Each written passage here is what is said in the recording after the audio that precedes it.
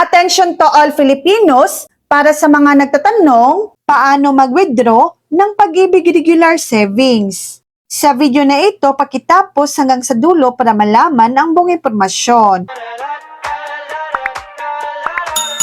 Kung ang tinutukoy ninyo ay Pag-ibig Regular Savings, Provident Savings, maaari itong i-withdraw kapag kwalipikado kayo sa isa sa mga pinapahintulutang dahilan tulad ng membership maturity, karaniwang 20 taon ng membership at 240 monthly contributions, retirement, permanent total disability, permanent departure from the Philippines, iba pang mga grounds na pinapayagan ng Pag-ibig Fund. Paano mag-withdraw ng Pag-ibig Regular Savings? Una, tiyaking kwalipikado kayo sa isa sa mga grounds para sa withdrawal. Pangalawa, ihanda ang mga kinakailangang dokumento gaya ng valid ID at iba pang supporting documents depende sa dahilan ng inyong claim. Pangatlo, mag-file ng application for Provident Benefits Claim sa pinakamalapit na Pag-ibig branch